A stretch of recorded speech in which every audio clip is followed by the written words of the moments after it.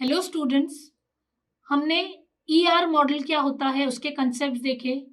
ER diagram क्या होता है, ईआर मॉडल को ईआर डायग्राम से कैसे रिप्रेजेंट करते हैं, क्या सिंबल्स यूज होते हैं, एंटिटीज को, इन एंटिटीज के बीच में जो रिलेशनशिप्स हैं उनको, एट्रीब्यूट्स को, की एट्रीब्यूट्स को, मल्टी वैल्यूड एट्रीब्यूट्स को, कंपोजिट एट्रीब्यूट्स को कैसे डिनोट करते हैं, मैपिंग कार्डिनलिटीज को कैसे रिप्रेजेंट करते हैं। हमने ये सब कुछ देखा। अब हम एक एग्जाम्पल से समझेंगे और हम इन सब कंसेप्ट्स को इम्प्लीमेंट करेंगे इस एग्जाम्पल में, तो आपको एक और क्लियर पिक्चर होगी कि आपका डेटाबेस ऑर्गेनाइजेशन ईआर डायग्राम के थ्रू कैसे रिप्रेजेंट करता है।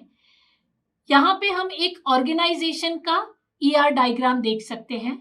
सबसे पहले हम यहाँ पे फाइंड करते हैं कि कौन कौन से एंटिटी सेट्स इन्वॉल्व हैं।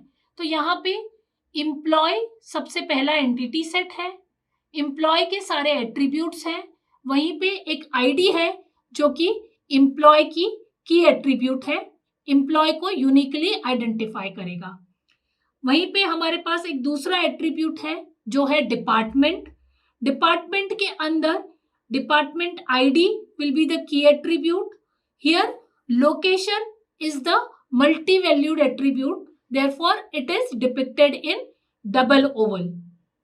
Another attribute is the department name. Now entities, project is another entity. project जो entity है उसके attributes हैं location, name and number. Then we come to dependent. Dependent is the weak entity set which is dependent on employee for its existence. Therefore employee will be the owner entity of the weak entity set dependent. Dependent एक weak entity set है, इसलिए हमने उसको double rectangle में denote करा है।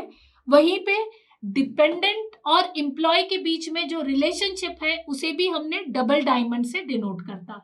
अभी हम रिलेशनशिप्स देखते हैं। यहाँ पे कितनी रिलेशनशिप्स हैं।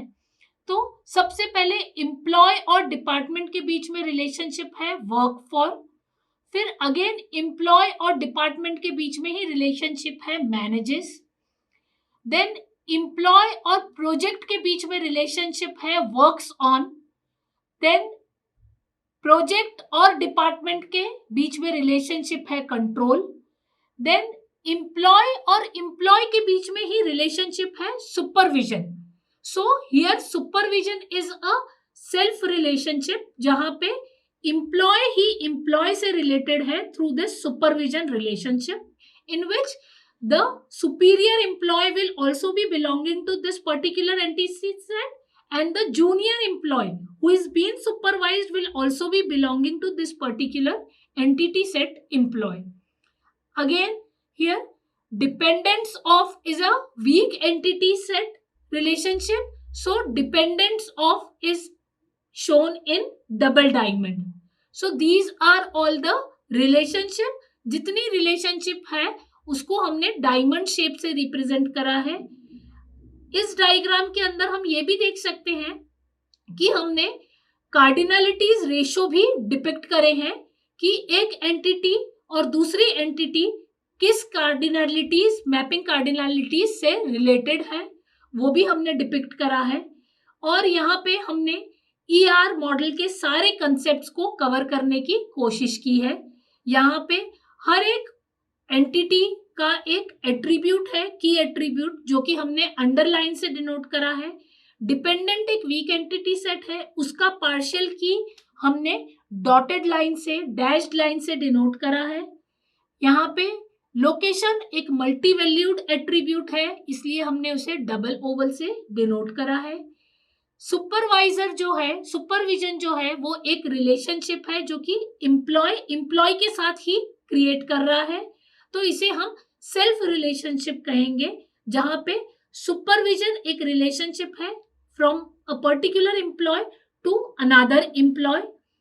Again here dependence of is a weak entity relationship between employee and dependent. So this is an overall ER diagram of an organization जहां पे employ, department, project and dependents के बीच में रिलेशनशिप डिपिक्ट करी है. Works for, manages, works on, dependent of और supervision and control. So all the terms which are used in diamond, ये सारी रिलेशनशिप है. और all the terms which we can see in rectangular box, ये सारे entity set है.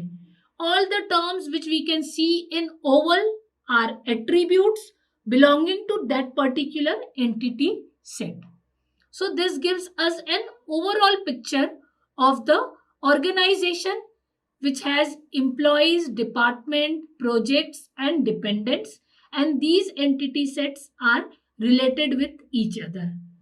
Here you can understand the data model in a better way through this ER diagram.